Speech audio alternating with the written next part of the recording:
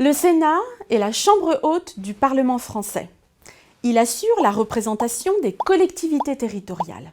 Comment est élu un sénateur? Vous saviez que la France était divisée en circonscriptions électorales? Pour les élections sénatoriales, un département métropolitain égale une circonscription. Et c'est pareil pour un département d'outre-mer ou une collectivité d'outre-mer. Le nombre de sénateurs élus dans chaque circonscription est proportionnel au nombre d'habitants. Ainsi, pour Paris, par exemple, 12 sénateurs sont élus, tandis que pour la Lozère, un seul sénateur est élu. Le Sénat est depuis 2011 composé de 348 sénateurs, mais tous ne sont pas élus en même temps. La moitié environ des sénateurs est renouvelée tous les 3 ans. C'est pourquoi on parle d'élections triennales. En septembre 2023, ce sont les 170 sénateurs de la série 1 qui sont élus. Ceux de la seconde série seront élus en 2026. Quel est le mode de scrutin? Les sénateurs sont élus pour 6 ans au suffrage universel indirect, c'est-à-dire qu'ils ne sont pas élus directement par les citoyens, mais par un collège électoral composé de grands électeurs.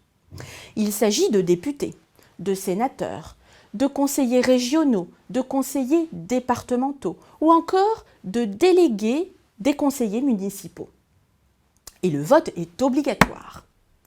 Le mode de scrutin dépend du nombre de sénateurs à élire par circonscription. Pour l'élection de 1 ou de 2 sénateurs, il est uninominal majoritaire à 2 tours. Pour l'élection de 3 sénateurs ou plus, il est proportionnel. Ça paraît un peu compliqué, mais rendez-vous sur notre site pour connaître les détails de ces modes de scrutin à la rubrique Nos fiches. Vous allez tout comprendre. Qu'est-ce qu'un sénateur? Les sénateurs votent la loi et contrôlent le gouvernement.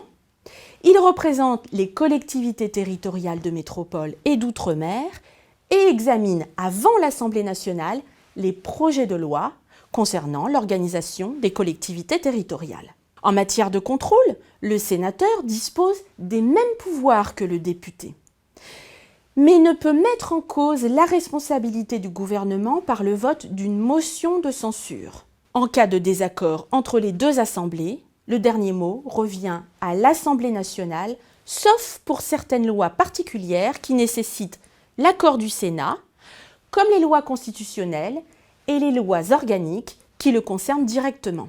Quel rôle pour le président du Sénat? Le président du Sénat est élu tous les 3 ans après chaque renouvellement partiel du Sénat. Saviez-vous qu'en cas de démission ou de décès du président de la République, c'est le président du Sénat qui assure l'intérim jusqu'à la tenue d'élections présidentielles anticipées? Et dans l'ordre protocolaire, il occupe la 3e position, derrière le président de la République et le Premier ministre, mais devant le président de l'Assemblée nationale.